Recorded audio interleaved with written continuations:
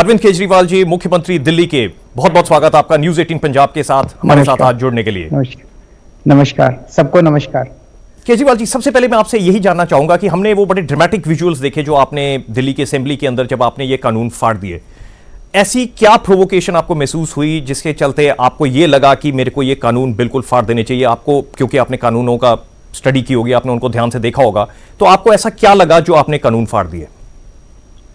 ज्योति जी, सबसे पहले आज आपके चैनल के जरिए मैं हाथ जोड़ के केंद्र सरकार से, इस देश के सारे किसानों की तरफ से अपील करना चाहता हूं, और केवल किसान नहीं, जनता की तरफ से अपील करना चाहता हूं। ये जो दिल्ली के बॉर्डर पे किसान बैठे हैं, ये हमारे लोग हैं, ये इस देश के लोग हैं, हमारे अपने बच्चे हैं, हमारे अपने भाई हैं, हमारे अपने माता पिता, हमारे अपने लोग हैं। ये आज दिल्ली के अंदर 2 डिग्री 3 डिग्री के तापमान के अंदर खुली सड़क पे आसमान के नीचे रात को सोना इम्पॉसिबल है।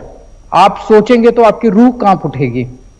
तो ये लोग कोई किसी के बहकावे में आके या ऐसे नहीं बैठे, ये इतने दिनों से जो बैठे हैं और इतनी एक तरह से संघर्ष कर रहे हैं, तपस्या कर रहे हैं, इनकी बातें जायज है। मैं केंद्र सरकार से अपील करना चाहता हूं कि प्लीज प्लीज प्लीज अपनी जिद छोड़िए, इन कानूनों को वापस लीजिए, अपने देश के किसानों की इस पुकार को सुनिए और इनका संघर्ष अब खत्म कराइए और इनकी सारी मांगे मान के इन तीनों कानूनों को वापस लीजिए। जहां तक आपने कहा कि असेंबली में कानून ये क्यों फाड़े, मैं आपसे पूछना चाहता हूं, इस देश का कौन आदमी आज जो गुस्से में नहीं है? इस देश का कौन व्यक्ति है जो ये तस्वीरें, अभी मैंने सोशल मीडिया पे पढ़ा कि कल या परसों में एक और किसान की शहादत हो गई है वहां पे बॉर्डर पे, उसको कार्डियक अरेस्ट हुआ। 40 से ज्यादा किसानों की शहादत हो चुकी है। तो आज तक इस देश के किसानों ने 70 साल में केवल और केवल धोखा ही बर्दाश्त किया है। सभी पार्टियों ने अभी तक किसानों को केवल धोखा दिया। पार्टियां आती थी, कहती थी लोन माफ करेंगे, किसी ने लोन माफ नहीं किया। पार्टियां आती थी, कहती थी नौकरियां देंगे, किसी ने नौकरियां नहीं दी। अब किसान के पास एक जमीन बची है, खेती बची है, वो भी उठा के अगर आप पूंजीपतियों को दे देंगे तो किसान कहां जाएगा? वो अपने बच्चों को कैसे पालेगा? किसी को तो उनके साथ खड़ा होना पड़ेगा। अरविंद जी, आपने इसमें कई सारी बातें अपनी बोली अभी, लेकिन मैं वापस इसी चीज के ऊपर आऊंगा कि अगर हम ये कह रहे हैं कि आपने कानून फाड़ दिए क्योंकि आपको लगा कि जो कुछ भी कानूनों में है वो गलत है और ये कानून वापस होने चाहिए, बिल्कुल जग जाहिर है, सामने नजर आ रहा है कि किस तरीके से किसान वहां पर जिस हजारों की तादाद में वहां पर बैठे हुए हैं, ठंड में वहां पर बैठे हुए हैं, जैसा आपने बताया कई वहां पर किसान गुजर भी गए, जिस तरीके के वहां पर हालात बने हुए हैं, लेकिन उसके बावजूद अभी तक बातें चल रही हैं, लेकिन किसी भी निष्कर्ष पे अभी बातें नहीं पहुंची हैं। लेकिन सवाल यहीं पर आता है कि अगर हम ये कहें कि ये जो कानून है ये गलत है, आपने इन कानूनों को फाड़ा भी, उसके ऊपर एक विवाद भी छिड़ा जिसमें लोगों ने आपसे यह प्रश्न उठाया कि अगर आपको ये कानून बाद में फाड़ने पड़े तो दिल्ली सरकार की ऐसी क्या मजबूरी थी जो शुरू में आपने इनको लागू किया, आपने नोटिफाई किया, आपने एक कानून को लागू किया, आपने कहा 2 को हम स्टडी कर रहे हैं। जिस एक कानून को आपने लागू किया उसके चलते काफी आपको क्रिटिसिज्म भी सहना पड़ा, क्योंकि लोगों ने कहा कि आपने कानून ये लागू किया, बीजेपी ने यहां तक कहा कि आप गिरगिट हैं, आप रंग बदल रहे हैं, आपने कुछ कहा करा कुछ। जो पहला कानून लागू हुआ था आपको क्यों उसको नोटिफाई करना पड़ा, आपने क्यों उसको नोटिफाई किया, अगर आप वो एक्सप्लेन कर पाए। ये केवल राजनीति हो रही है, उस नोटिफिकेशन का इन कानूनों से कोई लेना देना नहीं है। मैं आपसे एक प्रश्न पूछना चाहता हूं, क्या पंजाब सरकार ने इन तीनों कानूनों को नोटिफाई कर दिया? नहीं किया। तो इसका मतलब पंजाब में तो ये तीनों कानून लागू नहीं हुए। तो अगर लागू नहीं हुए तो पंजाब के किसान यहां आके क्यों बैठे हैं? तो इसका मतलब तीनों कानून पंजाब में लागू हो गए बिना नोटिफिकेशन के। केंद्र सरकार के कानून है भाई, केंद्र सरकार के कानूनों को किसी भी स्टेट को लागू नहीं कर सकती, कोई स्टेट ना लागू कर सकती ना रोक सकती। ये किसी राज्य सरकार के नोटिफिकेशन के मोहताज नहीं है। जिस दिन केंद्र सरकार ने संसद में कानून पास किए उस दिन ये पूरे देश में लागू हो गए। तो वो जिस नोटिफिकेशन को इस्तेमाल करके बीजेपी कांग्रेस वाले अनाप शनाप इल्जाम लगा रहे हैं वो सब गलत है, राजनीति कर रहे हैं। अरविंद केजरीवाल जी, ये आपने बहुत इंपॉर्टेंट बात बोली, आपने ये बोला कि ये केंद्रीय कानून है, ये लागू हो चुके जैसे ही ये नोटिफाई हुए। इसी अगर हम कंक्लूजन को आगे लेकर जाएं, आपका यह कहना है कि आज की डेट में क्योंकि ये सेंट्रल कानून है, ये पंजाब में भी इस वक्त लागू है, जब तक कि ये वापस नहीं लिए जाते, इस वक्त ये पंजाब में लागू है, इस वक्त ये राजस्थान में लागू है, इस वक्त ये हरियाणा में लागू है, इस वक्त ये पूरे भारत में लागू है। आप ये कह रहे हैं कि आपके पास कोई ऑप्शन नहीं थी क्योंकि ये सेंट्रल कानून है, ये तो लागू होंगे ही होंगे, तो आपने जो नोटिफिकेशन वहां पर जारी हुई वो एक एडमिनिस्ट्रेटिव नोटिफिकेशन है। क्या आप ये कहना चाह रहे हैं? नहीं, नोटिफिकेशन का इससे कोई लेना देना नहीं है। उसकी जरूरत क्या थी उस नोटिफिकेशन की? वो एक ऑटोमेटिक प्रोसेस है, क्या वो पंजाब ने भी नोटिफाई किया होगा? नहीं, उस नोटिफिकेशन का इन कानूनों से वो कोई और नोटिफिकेशन है। मैं यही कहने की कोशिश कर रहा हूं कि किसी एक नोटिफिकेशन को पकड़ के इन लोगों ने एक भ्रम फैलाने की कोशिश की है। केवल और केवल राजनीति हो रही है। ज्योति जी, मेरा यह कहना है कि यह समय राजनीति करने का नहीं है, यह समय सारी पार्टियों को साथ आके किसानों के साथ खड़े होने का है। मैं पब्लिक डिबेट्स में भी देखता हूं, टीवी डिबेट्स के अंदर भी देखता हूं कि किस तरह से ये पार्टीबाजी के अंदर उलझाने की कोशिश की जा रही है। सारी पार्टियों से, सारे देश के लोगों से मैं अपील करता हूं, इस समय किसानों के साथ खड़े होके, जो किसानों को 70 साल से धोखा हुआ, इतना बड़ा किसान आंदोलन जो आज चल रहा है, मैंने तो अपनी जिंदगी में और इतिहास में भी नहीं पढ़ा कि इतना बड़ा 70 साल की आजादी में किसान आंदोलन हुआ है। और मैं पूरी उम्मीद करता हूं, भगवान से प्रार्थना करता हूं कि जितने किसानों के मुद्दे थे जो 70 साल में उभरे, वो इस किसान आंदोलन से समाधान निकलेगा उनका। अरविंद केजरीवाल जी, आज आप हमारे साथ जुड़े हुए हैं। आपका जो बैकग्राउंड है, आप इंडियन इंस्टीट्यूट ऑफ टेक्नोलॉजी से हैं, आप लॉजिकल हैं, आप एनालिटिकल हैं, उसके बाद आप गवर्नमेंट के एक सीनियर ऑफिशियल रहे, आप इंडियन रेवेन्यू सर्विस में रहे, उसके बाद आप पॉलिटिक्स में आए, उसके बाद आज आप चीफ एग्जीक्यूटिव हैं दिल्ली के, आप चीफ मिनिस्टर हैं दिल्ली के। तो आपका जो एनालिसिस है, अगर आप इसको बड़े लॉजिकली एनालाइज करें, तो इन कानूनों में आपको सबसे बड़ी खामियां क्या नजर आती हैं? क्योंकि बीजेपी ने point by point, Narendra Tomar जो खेती मंत्री है, उन्होंने एक एक पॉइंट उठाया कि अगर आपको यहां पर प्रॉब्लम है तो हम बता रहे हैं आपको कि इसकी क्या एक्सप्लेनेशन है और कैसे हम इसको ठीक करेंगे। अगर दूसरा पॉइंट है, मैं वो पॉइंट्स भी आपको बता सकता हूं। तो अगर ये पॉइंट बाय पॉइंट उन्होंने कोशिश की एक्सप्लेन करने की कि जो किसान आंदोलन कर रहे हैं वो गलत है, जो हमने किया वो ठीक है, आपका एनालिसिस क्या बताता है? क्योंकि आपको भी परख है कि ये किस तरीके के कानून है, क्या आपको इनमें खामियां नजर आ रही हैं? मैं आपसे उल्टा पूछता हूं। मैंने इस समय सारे मंत्रियों के, सारे भाजपा के नेताओं के भाषण सुने हैं। केंद्र सरकार ने और बीजेपी ने अपने सारे बड़े बड़े नेताओं को उतारा हुआ है ये समझाने के लिए कि इस कानून से क्या फायदे हैं। उनके सबके मैंने भाषण सुने। उनके भाषणों में क्या क्या होता है? सबसे पहला कहते हैं आपकी जमीन नहीं जाएगी। तो अभी तो जमीन है हमारी, ये कोई फायदा तो नहीं हुआ ना। वो कह रहे हैं भाई नुकसान नहीं होगा। दूसरा कहते हैं मंडी खत्म नहीं होगी। तो मंडी तो है अभी, ये कोई फायदा तो नहीं हुआ ना। तीसरा कहते हैं कि ये नहीं होगा, कुछ और एक दो चीजें और कहते हैं कि मंडी नहीं जाएगी, जमीन नहीं जाएगी, एमएसपी नहीं जाएगी। तो एमएसपी तो है अभी। फायदा क्या है? इस कानून को क्यों लाया गया है? किसानों को क्या फायदा है इस कानून से? जब उनसे ये बार बार पूछो तो सारे लोग एक ही बात बोलते हैं, कहते हैं जी अब किसान मंडी के बाहर देश में कहीं भी अपनी फसल बेच सकता है। मंडी के बाहर आधे दाम मिल रहे हैं फसल के। बिहार में मंडी नहीं है, 800 रुपए क्विंटल के हिसाब से बिक रही है गेहूं और 1850 उसकी एमएसपी है। तो मंडी के अंदर 1850 में बिक रही है और बाहर मंडी के 800 में बिक रही है, और आप कह रहे हो अब किसान पूरे देश में कहीं भी बेच सकता है। तो यह फायदा कैसे हुआ? तो मैं आपसे पूछना चाहता हूं, क्योंकि आप तो रोज इन लोगों के साथ डिबेट करते हो, आप मेरे को बता दो कि इसका एक फायदा किसान को क्या है। एक फायदा बता दो कि इस किसान को क्या फायदा है जो आपको इनके भाषण, मैंने इनके सबके भाषण सुने हैं, एक भी फायदा ये किसानों के हक में नहीं बता पा रहे। वो बस ये सबको रटे रटाए हैं, एमएसपी खत्म नहीं होगी, मंडी खत्म नहीं होगी, जमीन नहीं जाएगी। ये फायदा थोड़ी हुआ। वो कह रहे हैं इस कानून का नुकसान नहीं है। तो फिर कानून ला क्यों रहे हो भाई? खत्म कर दो इस कानून को। अरविंद जी, आपने बड़े इंपॉर्टेंट पॉइंट्स कुछ उठाए यहां पर। आपने बताया कि जो फायदा है, पूछा इसका सबसे बड़ा, किसानों को तो बहुत सारे नुकसान है और वो किसानों के आप वीडियो उठा के देख लो। मैं किसानों की सारी प्रेस कॉन्फ्रेंस सुनता हूं, किसानों के सारे मैंने वीडियो देखे हैं। बहुत ही सलीके से संविधान के मुताबिक कानून के हिसाब से किसान आपको एक एक नुकसान इसका समझा देंगे। एक चीज जो निकल के नहीं आ रही, जो जनता को समझनी चाहिए, जो आम जनता है, कि ये कानून ना केवल किसानों के खिलाफ है, ये कानून आम आदमी के खिलाफ भी है। ज्योति जी, ये आपके खिलाफ भी है। इसमें एक कानून है, एसेंशियल कमोडिटीज एक्ट को बदल रहे हैं ये लोग। अभी तक हमारे संविधान के हिसाब से, हमारे कानूनों के हिसाब से और हमारे धर्म के हिसाब से जमाखोरी को पाप माना जाता था, जमाखोरी को अपराध माना जाता था। जो आदमी जमाखोरी करता था उसको कहते थे गंदा आदमी है, पापी आदमी है। अब इन कानूनों में इन्होंने कर दिया कि जमाखोरी अलाउड है। अब जमाखोरी कर सकते हो और कितनी भी जमाखोरी कर सकते हो तुम। तो आप सोच सकते हो महंगाई कितनी बढ़ेगी।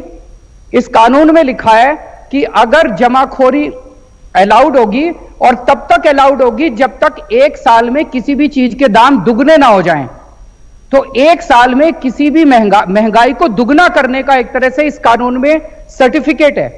तो मान लो आज गेहूं 10 रुपए किलो है, मैं एग्जांपल दे रहा हूं, 10 रुपए किलो है। इस साल एक साल में वो 20 रुपए किलो होना अलाउड होगी, अगले साल में वो 40 रुपए किलो अलाउड होगी, अगले साल में 80 किलो। 4 साल के अंदर 160 रुपए किलो गेहूं हो जाएगी और वो कानून में अलाउड होगी। ये कैसा कानून लेके आए हैं ये लोग? आम आदमी के खिलाफ है ये कानून, और इतनी महंगाई बढ़ जाएगी, इतनी महंगाई बढ़ जाएगी ज्योति जी, आप सोच भी नहीं सकते।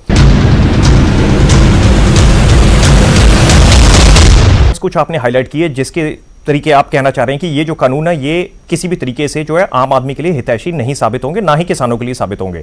लेकिन यहां पर तर्क वो आता है जो दिया जा रहा है दूसरी तरफ से, कि जो किसानी है वो कोई नए क्राइसिस में तो है नहीं। किसानी तो काफी टाइम से क्राइसिस में, पंजाब में भी है, देश के और कई हिस्सों में फार्मर सुसाइड्स हो रहे हैं। काफी टाइम से एग्रीकल्चरल इनपुट्स की कॉस्ट को लेके यहां पर विवाद छिड़ता रहता है। जिस तरीके से पेस्टिसाइड और फर्टिलाइजर यूज हो रहे हैं उसके ऊपर विवाद छिड़ता रहता है। जिस तरीके पानी का उपयोग हो रहा है उसके ऊपर विवाद छिड़ता रहता है। तो यहां पर बात यह आ रही है कि जो बीजेपी का तर्क है वो ये कहने की कोशिश कर रहे हैं कि हम किसानी को मॉडर्नाइज और आगे और अगली वेव की तरफ लेकर जाने की कोशिश कर रहे हैं।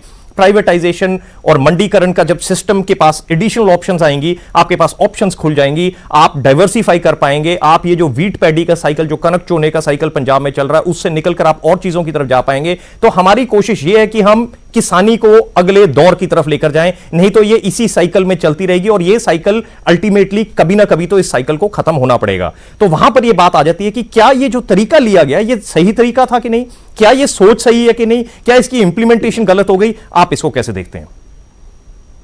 एक ही चीज चाहिए किसानी में आज, किसान को अपनी फसलों का पूरा दाम। ये जो इतनी बड़ी बड़ी अंग्रेजी में बातें कर रहे हैं ना, ये केंद्र सरकार वाले बातों में उलझाने की कोशिश कर रहे हैं, इसका कोई मतलब नहीं है। आज अगर किसान, स्वामीनाथन रिपोर्ट ये कहती है कि अगर 800 रुपए किसान की लागत है तो 50% ज्यादा 1200 रुपए उसको मिलने चाहिए। एमएसपी के ऊपर अगर केंद्र सरकार स्वामीनाथन रिपोर्ट के हिसाब से 50% एक्स्ट्रा प्रॉफिट देके उसको एमएसपी पे 100% फसलें उठाने की शर्तिया गारंटी दे दे, बाकी सारी चीजें ठीक हो जाएगी, आप चिंता मत कीजिए। ये करने को तैयार नहीं है वो बेसिकली ये पूरा का पूरा कानून किसानी को, खेती को बड़े बड़े पूंजीपतियों को सौंपने का पूरा खाका तैयार किया गया है। इस कानून से किसान को फायदा नहीं है, किसान को नुकसान ही नुकसान है। कुछ चंद पूंजीपतियों को फायदा है इस कानून से, और उनको फायदा पहुंचाने के लिए ये सारे कानून लाए गए हैं। क्या मजबूरी है केंद्र सरकार की कि उन पूंजीपतियों के आगे केंद्र सरकार घुटने टेके हुए है? मेरी समझ के बाहर है। केजरीवाल जी, ये भी आपने एक बड़ा इंपॉर्टेंट पॉइंट बोला कि पूंजीपतियों के लिए ये सारे कानून बनाए गए हैं। अगर हम पूंजीपतियों की बात करें तो अगर आप ये कह रहे हैं कि कुछ चंद पूंजीपति हैं, क्या हम ये मान के चलें कि प्राइवेटाइजेशन होनी नहीं चाहिए? किसी भी तरीके से खेती के अंदर किसी भी टाइप की इन्वेस्टमेंट नहीं होनी चाहिए, कोई भी निवेश नहीं होना चाहिए, इसमें कोई तकनीकी प्रोग्रेस नहीं होनी चाहिए? क्या हम ये कहना चाह रहे हैं? हम इसमें अगर आप थोड़ा सा इसको एक्सप्लेन कर पाएं कि हम कहना क्या चाह रहे हैं कि कौन सी चीज होनी चाहिए, कौन सी चीज नहीं होनी चाहिए, किस तरीके की इन्वेस्टमेंट आ सकती है, किस तरीके की नहीं आ सकती? क्या हम प्राइवेटाइजेशन के टोटली खिलाफ हैं कि खेती में किसी तरीके की प्राइवेट इन्वेस्टमेंट नहीं होनी चाहिए, क्योंकि अगर वो नहीं होगी तो खेती उसी साइकिल में चलती रहेगी? ये तर्क बीजेपी का भी है। तो अगर आपको ये एक्सप्लेन करना हो तो आप कैसे इसको एक्सप्लेन कर पाएंगे? हमारे देश का मकसद क्या है? हमारे देश का मकसद कॉर्पोरेट प्राइवेटाइजेशन नहीं है, ये कॉर्पोरेटाइजेशन है। प्राइवेटाइजेशन तो अभी भी है, ये जितने किसान हैं ये प्राइवेट ही हैं सारे के सारे। कोई सरकार तो खेती कर नहीं रही, सरकारी खेती थोड़ी है, प्राइवेट खेती है। तो प्राइवेटाइजेशन तो आज भी है। कॉर्पोरेटाइजेशन की बात कर रहे हैं आप कि क्या खेती को कॉर्पोरेट्स को दे दिया जाए? आपका मकसद क्या है? इस देश का मकसद क्या है? मेरा मकसद यह है कि हमारे देश के करोड़ों किसानों को प्रॉस्पेरस बनाया जाए, उनके हाथ में ज्यादा इनकम दी जाए। करोड़ों किसानों को, जो आज करोड़ों किसान खेती कर रहे हैं, उन करोड़ों किसानों के हाथ में ज्यादा इनकम देना, यह मेरा मकसद है। उनके हाथ में ज्यादा इनकम देंगे तो प्रधानमंत्री जी को हर 3 महीने में 2,000 रुपए उनके अकाउंट में नहीं डालने पड़ेंगे। किसान समृद्ध होंगे, किसानों के घर में खुशहाली आएगी, किसानों को लोन लेना नहीं पड़ेगा, किसान अपनी खेती खुद कर पाएंगे। मेरा मकसद यह है जी। कुछ लोगों का मकसद है कि किसानों की सारी खेती छीन के चंद पूंजीपतियों को दे दी जाए। तो ये जो आप क्वेश्चन पूछ रहे हो कि क्या आप इन पूंजीपतियों को खेती देने के खिलाफ हैं? हां, मैं चंद पूंजीपतियों को खेती देने के खिलाफ हूं। इस देश का मकसद होना चाहिए हमारे करोड़ों किसानों को एमएसपी की गारंटी देके, अच्छी एमएसपी की गारंटी देके, सही दाम देके हमारे किसानों को समृद्ध किया जाए, और इतना समृद्ध किया जाए कि हर किसान का बच्चा बड़ा हो कि यह कहे कि मैं भी किसान बनूंगा। आज कोई किसान का बच्चा किसान किस लिए नहीं बनना चाहता? इसलिए नहीं बनना चाहता, किसान को गरीबी में जीना पड़ता है। अभी जैसे आपने फिर से एम्फेसाइज किया, आपने इस बात के ऊपर फिर जोर डाला कि ये प्राइवेटाइजेशन की बात नहीं है, ये कॉर्पोरेटाइजेशन की बात है। जो हमने एक चीज देखी, जिस तरीके से आंदोलन चल रहा है, सबसे बड़ी जो यहां पर समस्या आ रही है और जो किसानों को सबसे ज्यादा जिस चीज को लेकर उनको प्रॉब्लम हो रही है, उनको यह लग रहा है कि आगे चल के प्रॉब्लम आएंगी, अगले टाइम पे प्रॉब्लम आएंगी। अगर हम उसकी बात करें तो क्या आज की रियलिटी किसी तरीके से हमारे को कोई इंडिकेशन दे रही है कि कोई प्रॉब्लम है या आगे आएगी? क्योंकि अगर हम ऐसे भविष्य की बात करें जो अभी है नहीं, यहां पर बीजेपी का यह कहना है कि कहां प्रॉब्लम आई, हमने जो कुछ किया उसमें कोई प्रॉब्लम आई, अगले आप 1-2 साल इसको ट्राई करें, अगर आपको प्रॉब्लम नजर आई तो आप बताएं। अगर इस वक्त कोई प्रॉब्लम नहीं नजर आई तो क्या हम जिसको कहते हैं हाइपोथेटिकल प्रॉब्लम की बात कर रहे हैं जो आ सकती है और उसी के बेसिस पर इतना बड़ा यहां पर जो इस वक्त प्रोटेस्ट चल रहा है, या इस वक्त जमीनी हकीकत में कोई प्रॉब्लम है? आप मेरे को यह बता दो, इस कानून का फायदा क्या है? क्यों लाया गया यह कानून?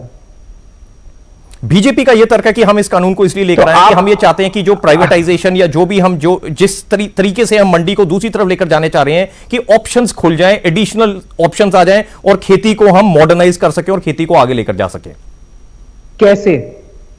जैसे इसी एक आर्ग्यूमेंट को ले लेते हैं ना, जो वो आर्ग्यूमेंट दे रहे हैं। आप जैसे कह रहे हो कि नुकसान नहीं है, इसका कोई नुकसान नहीं है, इसका कोई नुकसान नहीं है, ये बीजेपी का तर्क है। तो फायदा, हाँ, फायदा क्या है?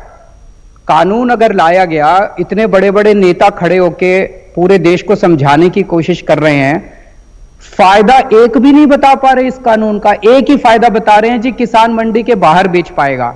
मैं आपसे पूछता हूं कि बिहार के किसान को आज 800 रुपए मिल रहे हैं, आप मेरे को बता दो वो कहां जाके, मेरा बिहार का किसान, उत्तर प्रदेश का किसान पूरे देश में कहां जाके बेचे? आज एमएसपी 1850 रुपए है कि उसको 1850 रुपए से ज्यादा का दाम मिल जाए? मेरे को बता दो आप अभी। मेरे इस इंटरव्यू के बाद 2-4 बड़े बड़े बीजेपी के नेताओं को फोन कर लेना आप और उनसे पूछना कि भाई साहब, बिहार और उत्तर प्रदेश के किसान को 800 रुपए क्विंटल का भाव मिल रहा है, 1850 आपकी एमएसपी है। अब आप इतना बढ़िया कानून ले आए, इस बढ़िया कानून से अब यह बता दो कि वो हमारा किसान, यूपी का और बिहार का किसान कहां जाके बेचे कि उसको 1850 से ज्यादा रेट मिल जाए? बता दो आप। जैसा आप कह रहे हैं, तो वही फायदा क्या पंजाब के किसान भी वही तर्क ले रहे हैं। वो ये कह रहे हैं कि अगर बिहार में इस तरीके से एमएसपी मिल रहा होता तो जो बिहार के लोग हैं वो यहां पर आके शायद पंजाब के खेतों में काम ना कर रहे हो। तो ये पंजाब के किसानों का भी तर्क है। लेकिन आपने एक बहुत इंपॉर्टेंट पॉइंट यहां पर बोला, आपने एमएसपी की बात की कि एमएसपी की गारंटी दी जाए। जो नरेंद्र तोमर जी ने जो चिट्ठी लिखी थी किसानों को, उसमें उन्होंने 2 कॉलम भी बनाए। एक कॉलम बनाया उन्होंने झूठ का और एक कॉलम बनाया उन्होंने सच का। जो झूठ वाला कॉलम था उसमें उन्होंने लिखा कि एमएसपी की व्यवस्था खत्म हो रही है, एपीएमसी मंडियां बंद की जा रही हैं। फिर उन्होंने सच वाले कॉलम पे लिखा, एमएसपी सिस्टम जारी है, जारी रहेगा, एपीएमसी मंडियां कायम रहेंगी, एपीएमसी मंडियां इस कानून की परिधि से बाहर हैं। तो एक तरीके से उन्होंने कहा कि जो भी ये जो शंका है, ये शंका जो है ये बेबुनियाद है, और उन्होंने कहा कि सच ये है जो उन्होंने लिख कर दिया। इसके बावजूद इस वक्त जो आपने जो पॉइंट उठाया, आपने कहा कि एमएसपी की गारंटी दी जाए, और आप ये कह रहे हैं कि सिर्फ वीट और पैडी पे नहीं और चीजों पर भी गारंटी दी जाए। क्या मैं सही समझ रहा हूं? बिल्कुल सही समझ रहे हैं कि ये किसानों को, जो मैंने सुना है, सही जवाब तो किसान ही देंगे, लेकिन जो किसान चाहते हैं भाई इसको कानून में क्यों नहीं डाल देते आप? अगर आपकी मंशा सही है, किसान कह रहे हैं भाई अभी तो आप मुंह जुबानी बोल रहे हो, मुंहजबानी की बजाय आप इसको कानून में डाल दो, कल कोई और सरकार आ जाए, परसों कोई और सरकार आ जाए, ये सबके लिए बाइंडिंग हो जाएगा ना। बिल्कुल, यहीं अगर पर- आप यहीं पर कानून बात में आती है कि क्या एमएसपी को बाइंडिंग किया जा सकता है, क्योंकि आप क्यों जैसे नहीं? आपका बैकग्राउंड भी रहा है ऑफिशियल, आप इंडियन रेवेन्यू सर्विस में रहे हैं, कि क्या इसको लीगली बाइंडिंग किया जा सकता है और उसको मेंटेन किया जा सकता है, और क्या इस देश के पास इकोनॉमिक सामर्थ्य है कि आप एमएसपी कंटिन्यू करके रखें और आप प्रोक्योरमेंट भी जारी करके रखें? क्या इसको लीगली अगर एनफोर्स कर दिया गया तो किसी तरीके की कोई कॉम्प्लिकेशंस हो सकती हैं? क्या ऐसा आपको लगता है? वो तो खुद ही कह रहे हैं कि एमएसपी खत्म नहीं कर रहे, लीगली एनफोर्स दोनों में विरोधाभास है। वो ये कह रहे हैं कि जो चीज हो रही थी वो चलती रहेगी, लेकिन अगर आप ये कहें कि हम इसको लीगली एनफोर्स कर दें, वो हम नहीं करेंगे। उनका उस पर तर्क ये है कि उससे ये होगा कि एक फ्रीजिंग इंपैक्ट हो जाएगा। अगर 1800 आपने फ्रीज कर दी कि लीगली बाइंडिंग एमएसपी 1800 है, कोई सर्कमस्टांस पैदा हुआ जिसमें कोई किसान बेचना चाहे 1500 में, तो जो आड़तिया या जो ट्रेडर है वो उसे खरीदेगा ही नहीं, कि मेरे ऊपर लीगल एक्शन ना हो जाए कि मैंने 1500 में ले ली, 1800 जो लीगली बाइंडिंग प्रोविजन है उसमें। तो उनका तर्क ये है कि इसलिए हम इसको लीगली बाइंडिंग नहीं करेंगे, लेकिन जो चीज एमएसपी पे चल रही थी वो एमएसपी वैसे ही चलती रहेगी। आपने जवाब दे दिया। फिर कल को ये कहेंगे भाई लीगली बाइंडिंग नहीं है, इसीलिए प्रैक्टिकल नहीं है, तो प्रैक्टिकल कल खत्म हो जाएगी। किसान यही तो कह रहे हैं कि कल ये खत्म होने वाली है एमएसपी, किसानों का यही तो तर्क है। जी बिल्कुल। मैं एक और चीज आपसे पूछना चाहता हूं ज्योति जी, आज केंद्र सरकार एक तरह से सबके विक्टिमाइजेशन के ऊपर क्यों लगी हुई है जो किसानों के साथ खड़े हैं?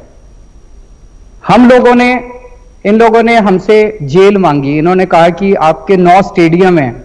जिस दिन किसान दिल्ली की तरफ कूच कर रहे थे, इन्होंने पूरा प्लान बनाया था कि जैसे ही किसान दिल्ली के पास आएंगे हम इनको पकड़ के और स्टेडियम में डाल देंगे, स्टेडियम को जेल बना दिया जाए। इन्होंने हमसे परमिशन मांगी, मेरे ऊपर बहुत दबाव डाला इन लोगों ने, बहुत फोन आए कि ये 9 स्टेडियम दिल्ली के बड़े बड़े स्टेडियम है, इनको जेल बनाने दो और किसानों को सबको इस जेल में डाल देंगे। हमने परमिशन नहीं दी, क्योंकि मैं तो खुद आंदोलन से निकला हुआ हूं और इन स्टेडियम में, जेल में मैं खुद रह चुका हूं, मेरे को पता है कि क्या करते हैं ये लोग। हमने इनको जेल नहीं बनने दिया।